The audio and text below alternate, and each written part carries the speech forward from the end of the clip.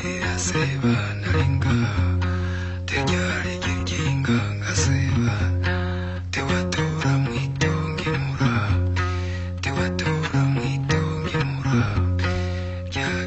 d'entre nous sont parvenus à se mettre sous le lit, mais là ils ont veillé sur nous pour qu'on ne quitte pas l'espace qui était contrôlé par ces rebelles. Moi, avec les amis qu'on était ensemble, ils nous ont découvert quelques minutes après, et là ils ont tiré sur nous. Ils sont restés unis, ne se sont pas séparés, nous ont été en holocauste, ils nous ont dévancés. C'est comme le Christ qui s'est offert pour les pécheurs. Et alors nos séminaristes nous ont vraiment été d'un grand secours. Et nous en vivons les résultats. Contrairement aux gens qui voient le soin, la souffrance, la douleur, moi je vois plutôt la paix, la joie. Et les gens qui viennent prier, qui guérissent même de leur maladie spirituelle ou physique ou morale, je vois la chose tout à fait positive. Avril 1997. Le Burundi est plongé dans un conflit meurtrier depuis 4 ans après l'assassinat, le 21 octobre 1993, de Melchior Ndadaye, le premier président démocratiquement élu et Hutu, l'ethnie majoritaire de ce petit pays du centre de l'Afrique. Les affrontements opposent l'armée, dominée depuis la crise de 1972 par les Tutsis aux rébellions Hutus des FNL et du CNDD. Malgré quelques tentatives internes pour mettre fin à la violence, le conflit touche presque tout le pays. C'est dans ce contexte que se produit le massacre de Bouta le 30 avril 1997, au cours duquel les rebelles du CNDD exécutent froidement 40 jeunes élèves du séminaire de Bouta.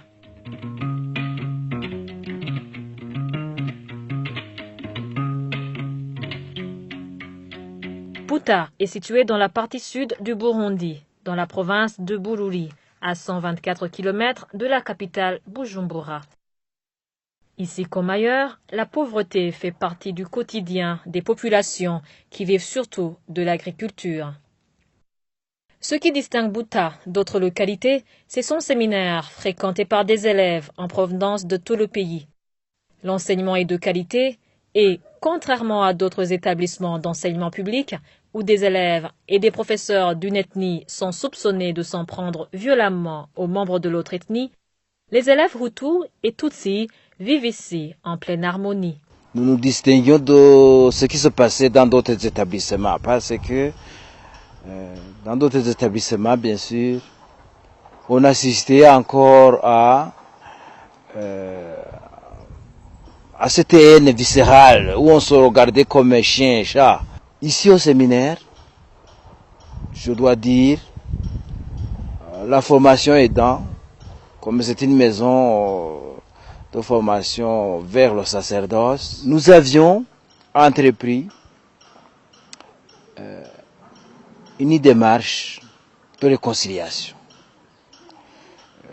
Tout ce qu'on faisait, la formation, que ce soit la formation au niveau des sciences, les mathématiques, le français, l'histoire, la géographie, on y mettait quand même un grain de sel religieux.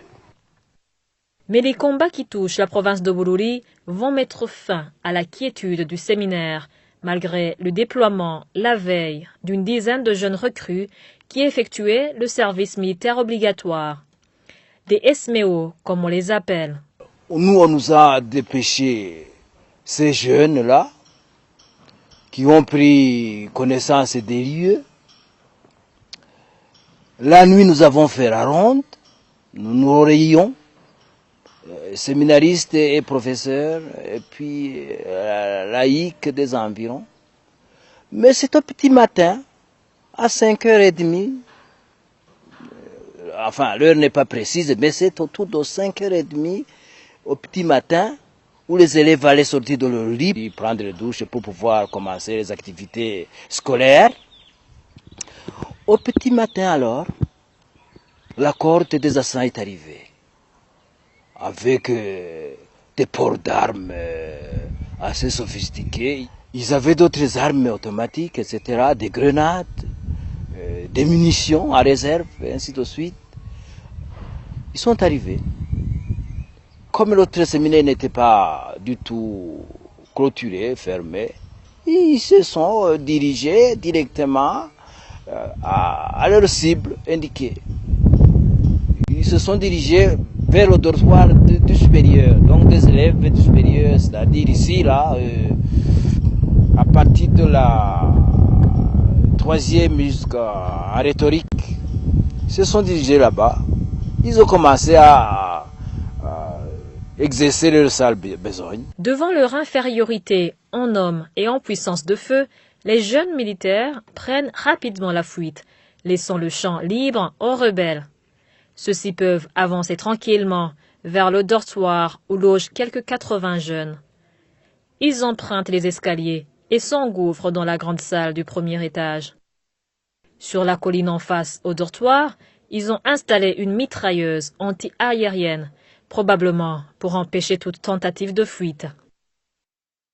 Alertés par un premier coup de feu, les élèves se réfugient dans le 2e compartiment du dortoir et se cachent sous leur lit. Mais ils sont vite découverts par les rebelles qui demandent aux Hutus de se séparer des Tutsis s'ils veulent rester en vie. Le journaliste Jean Nepomuceno était dans le dortoir ce 30 avril 1997. Le 30 avril, vers 5h20, autour de 5h, nous avons entendu le coup, une balle qui est dirigée contre le dortoir. Et là, c'était l'arrivée des rebelles. Ils sont introduits dans ce dortoir. Ils ont vérifié d'abord dans la première partie du dortoir où dormaient les élèves du 3e scientifique. Ils ont vérifié si on était encore là, mais comme on avait déjà quitté la partie, ils ont continué à vérifier dans le dortoir. Ils nous ont trouvé dans la partie supérieure du dortoir, là où dormaient ceux de la première année. Et là alors, ils nous ont demandé de nous séparer, les Hutus à côté, les Tutsis à côté. Et nous avons refusé. Alors ils nous ont amenés, ils ont commencé à tirer sous les lits. Et du coup, il y a même ceux qui ont été tués sur place. Là, je citerai entre autres Jimmy Mulegwa qui dormait à ce niveau. Et on a tiré aussi sur un certain Prosper Nimobona qui est mort aussi ici. Et nous ont amenés, ceux qui sont restés, nous ont amenés au fond, donc à l'entrée du dortoir. C'était un espace libre, il n'y avait pas de lit. Ils nous ont rassemblés contre le mur. Et les rebelles ont formé toute une colonne autour de nous. Alors ils ont commencé à tirer sur nous. Donc leurs fusées étaient sous-automatiques. Ils ont tiré en tout cas environ 30 minutes sans arrêt. L'horreur est à son comble et les rebelles prennent un malin plaisir à poursuivre le massacre. Ils tiraient sur la tête pour s'assurer que tout le monde sont morts. Heureusement, Dieu a voulu qu'il y ait encore des gens qui restent, parce que on était autour de 80 dans ce dortoir, autour de 80, mais c'est la moitié qui a été tuée. Et il y a encore il y a 25 qui étaient blessés gravement. Il y a une dizaine qui étaient sains et saufs. Malgré qu'il y a certains rebelles qui voulaient s'assurer qu'il n'y ait personne qui quitte ce dortoir. Ceux du cycle inférieur ont pu échapper. Mais sinon, au cycle supérieur, ceux qui étaient dans ce dortoir, vraiment, il n'y avait pas moyen de s'échapper. Vers 11 heures, les rebelles se retirent, laissant derrière eux les corps sans vie de Joseph, Patrick, Rémi, Pierre Claver, Lénine, Éloi, Jean-Marie, Alexis et 31 autres compagnons gisant par terre. Au total, 40 jeunes âgés entre 16 et 20 ans que leur recteur d'alors, Père Zacharie Boukourou, connaissait bien. Je les connaissais tous, je m'en souviens très bien. Je connaissais même leurs parents pour la plupart. Je connaissais, oui, leur région. J'avais visité certains chez eux. Je les connais absolument.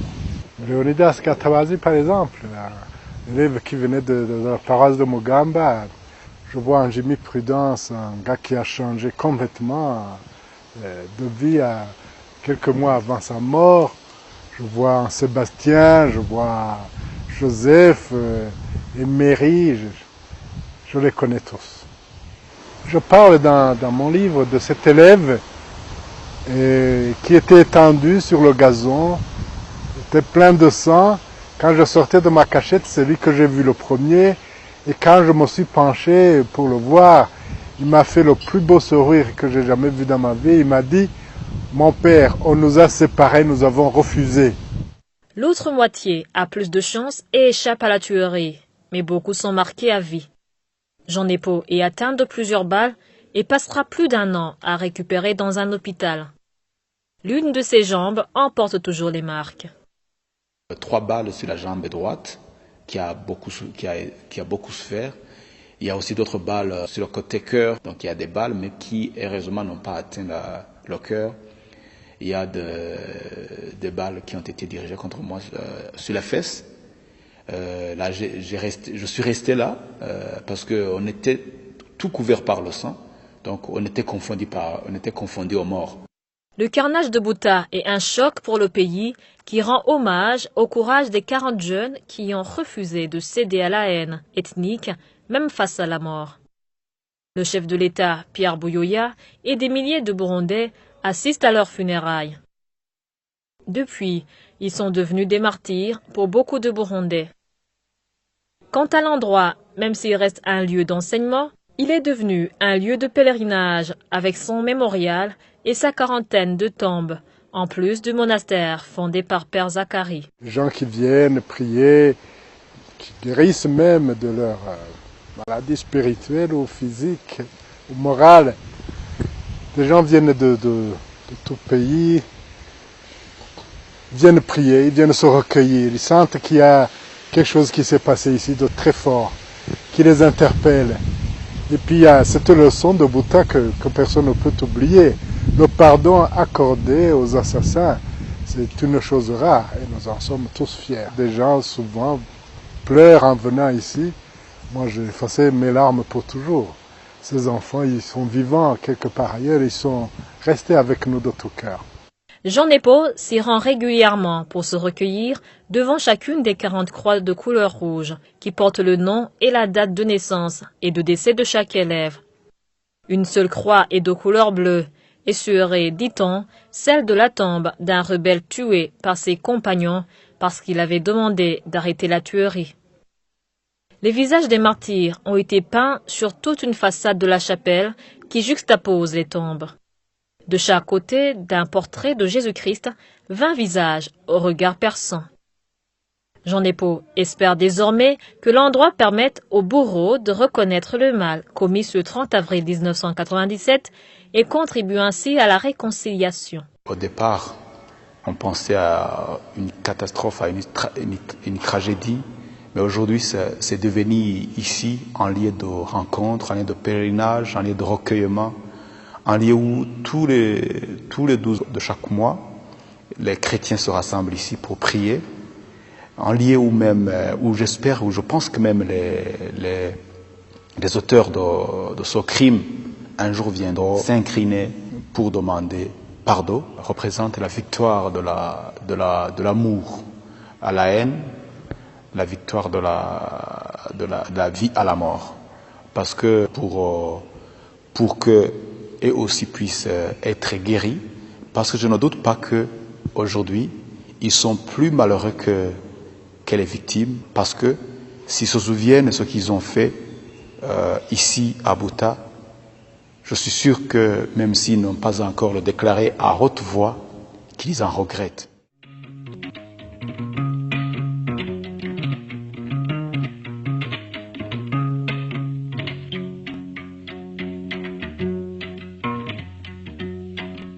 Deux semaines après les funérailles des 40 séminaristes de Bouta, le chef de l'État burundais, Pierre Buyoya, convoque la presse et réitère la volonté de son gouvernement de faire la paix, y compris par le dialogue avec les factions armées.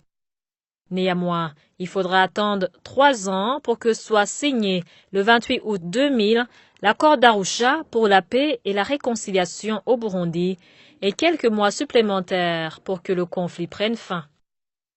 Aujourd'hui, même si le pays fait encore face à de très nombreux défis, beaucoup estiment qu'il a désormais tourné le dos à la division ethnique. Dans ce pays, depuis une quinzaine d'années, on voit des changements. Je ne crois pas être le seul à constater que le problème ethnique dans ce pays est en train de s'estomper progressivement. Nous restons avec d'autres problèmes, mais aujourd'hui, ce qu'on n'aurait jamais pensé, vraiment, le problème ethnique n'est plus à la pointe. Ce n'est plus le premier problème burundais. Alors que nous en avons souffert pendant 50 ans, aujourd'hui, on voit une amélioration, on voit une cohabitation pacifique, fraternelle, et pour moi, c'est le résultat des prières des saints qui nous ont quittés, de ces enfants de Bhoutan et d'autres personnes qui sont morts pour que vive la jeunesse d'aujourd'hui.